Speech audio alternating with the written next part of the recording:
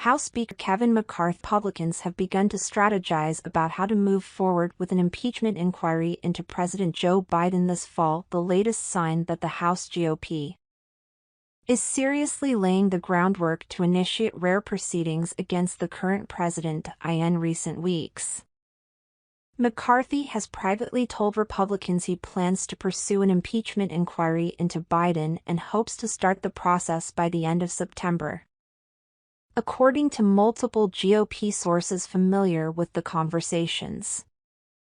While McCarthy has already publicly threatened to launch an inquiry if allegations from IRS whistleblowers hold up or if the Biden administration does not cooperate with requests related to House Republicans' Hunter Biden probe, sources say that McCarthy has sent even stronger signals about his intentions behind closed doors, but leadership recognizes that the entire House Republican conference is not yet sold on the politically risky idea of impeachment. That's why one of the biggest lingering questions, and something Republicans have been discussing in recent weeks, is whether they would need to hold a floor vote to formally authorize their inquiry, sources say. There is no constitutional requirement that they do so, and Republicans do not currently have the 218 votes needed to open an impeachment inquiry, skipping the formal vote, which would be a tough one for many of the party's more vulnerable and moderate members.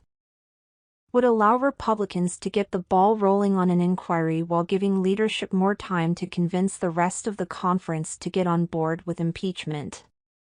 During former President Donald Trump's first impeachment, House Democrats ended up voting to both formalize their inquiry and set parameters for the process after initially holding off on doing so amid divisions within their ranks.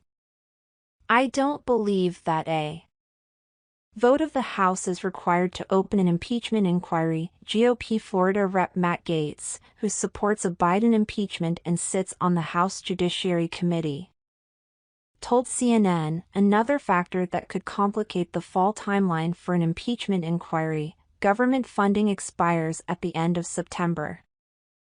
McCarthy has already signaled they will need a short-term spending patch to keep the government's lights on, which hardline conservatives have balked at. Officially moving ahead with an impeachment inquiry could help keep angry conservatives off McCarthy's back.